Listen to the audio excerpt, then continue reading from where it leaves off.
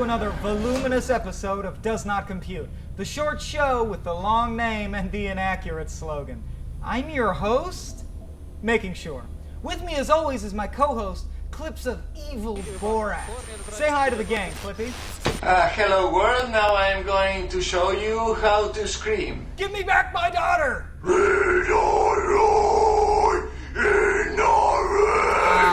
Alright, keep her. Speaking of bummers, today's topic is the minimum wage supermen keeping you unemployed.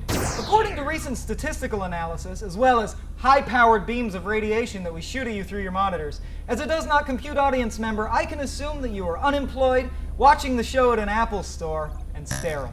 Before you get thrown out for browsing porn and trying to order drinks from the Genius Bar, let me explain why you're in this predicament. And more importantly, the assholes to blame. Meet Michael Phillips. Michael is a barista at a Chicago coffee chain, and better at his minimum wage job than any president has ever been at anything, with the notable exception of Franklin Pierce and Conolingus. Guy was a legend.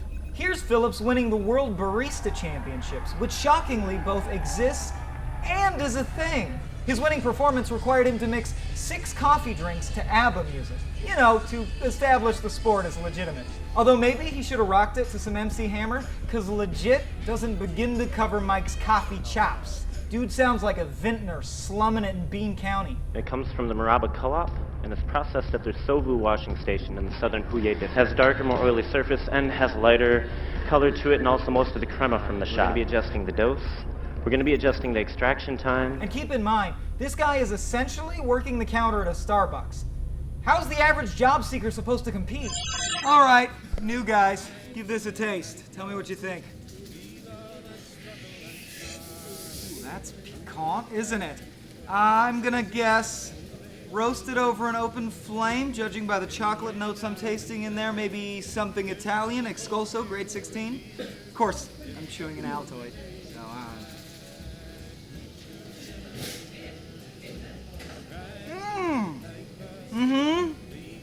Yeah, I know what he's saying about the notes.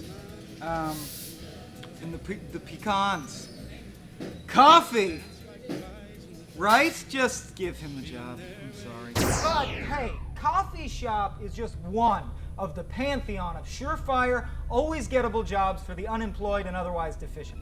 I mean, how fierce can the competition be for a job stuffing food into sacks? Fierce enough to warrant giant checks and awesome LCD columns. Did you guys see those? Those were rad. Nah, it's not the same. Take them out. Crystal Smith, 2011's Bagger of the Year, was judged on stack technique, weight distribution, style, attitude, and appearance. Just like my butt. Also like my butt, she proved that she can fill 3 sacks in 38 seconds. But hey, at least she's got a gig, unlike you. So it's time to hit the unemployed person's one stop for both a job and sustenance. Domino's Pizza. Enter Polly Gruwall, a man who makes pizzas so quickly that his name used to be Hey Pally, but then he shortened it for speed. Polly holds the current world's record for fastest pizza maker. Words can't describe it, nothing is impossible, and the more you put in, the more you're going to get out, and I worked hard for this. Fun fact, Polly actually lost his cue cards before the interview, so they replaced them with motivational posters. It's unbelievable to be here, and at this stage, words can't describe it. Are you sure? Because you only got $3,000 prize money for the pizza thing, less than half of what Crystal got for bagging. And pizza seems way harder. I mean, you got the oven, you got to put the things on the thing. Anyway, you're not getting the pizza job is my point. So you're sitting there in the Domino's, stomach souring around a deep dish meat lovers, and you're thinking, hey, maybe I can get a job washing dishes? Then this happens. Mang! Mang, mang, mang! You just got manged in the mang. I should have mentioned this guy's name is Mang. Pretty cool, huh, Clippy? Oh, I forgot. You're insufferable in this episode. Mang Inasal busts tables so fast, the original Speed screenplay was actually about him, but producers didn't think him slowing to under 50 miles per hour was a believable threat. Last I heard, he's still desperate for cash. Man, if you could get all these people together, you would have the ultimate dining experience. Hi there, are we ready? What? I haven't even seen a menu yet. You'll be having a margarita pizza with an heirloom marinara sauce served on a thin crust lightly dusted with sea salt and basil. Actually, that sounds amazing. Yeah, I'll have that. Amazing! Hey, can I get this in a box so as to keep the sketch moving along at a healthy clip? Sure.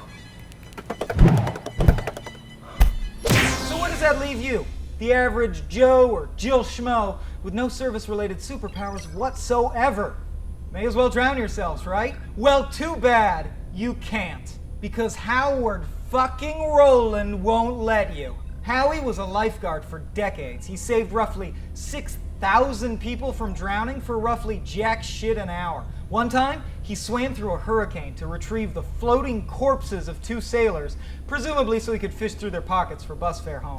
Well, that's all for this week. I've been your host, Droid Michael Swaim, and this has been Does Not Compute. Allow me to show you out.